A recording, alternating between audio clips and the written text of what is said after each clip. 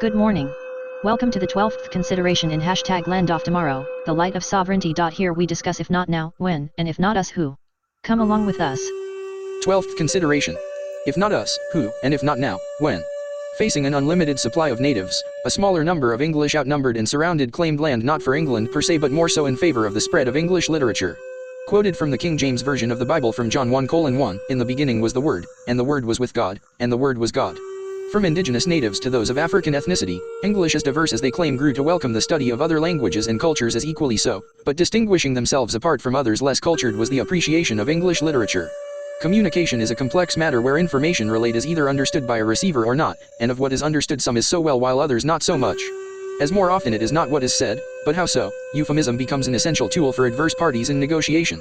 Our freedom of speech guaranteed by the First Amendment to the U.S. Constitution is but a biased position paper in favor of what one thinks ought be said of the whole. Why?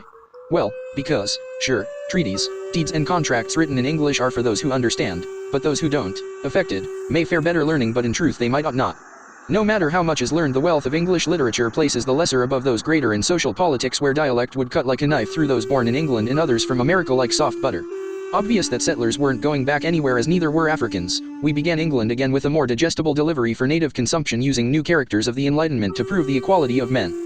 With most everyone we ever had the pleasure of meeting were so neighbors or friends, knowing that peace here more so than from wherever they had come, contributions to it were made.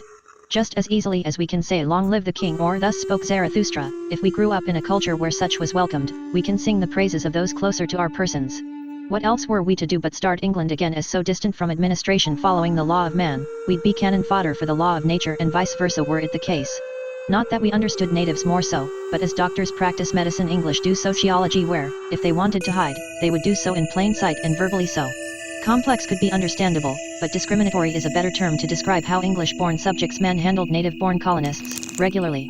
Powerless against the law of man which ensured English prosperity over colonists and helpless in appeals to Mother Nature for relief when oppressive, we document, though knowing nothing, what we perceive.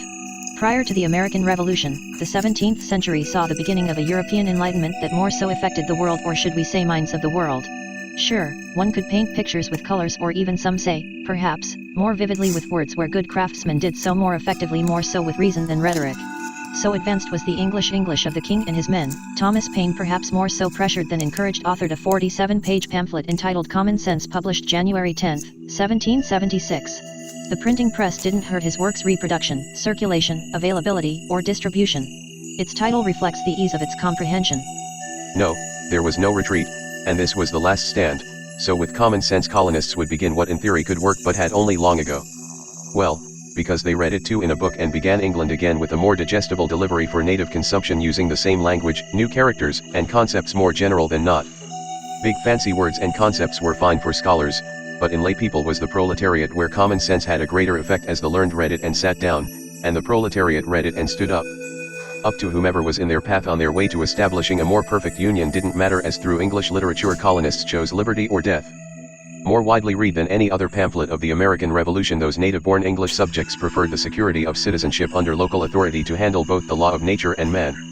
Now, native colonists began England again with nothing to reference except Locke's pamphlet, a conceptual political theory of as above so below, and stories of how yesterday may have gone either way, today is the present and tomorrow will make a brighter, because we'll take that liberty. Now, obviously settlers weren't returning to where they knew nothing about, and over time children born on this land bore children whose children more than most were fruitful and multiplied. The written word over biology can't be the same under the king as so under presidents, which is why we promote gradually downsizing government 20% over the next 8 years, reducing the budget approximately 2.5% per year, per agency for the building fund. Sure, we have nice facilities, but why settle for yesterday's erections, and we weren't going there. We'd begun England again with a more digestible delivery for native consumption. Using new characters of the Enlightenment to, in architecture, erect buildings, prove the equality of men, saying two or more are equally buildings as men are men. Maybe not as elaborate as Baroque architecture of the time, but certainly not living outside. Who would lead this body of states united, cities divided, and citizens in close proximity to each other in the wilderness?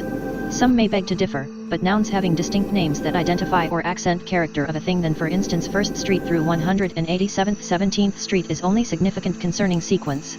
Out of sequence phonics has little meaning.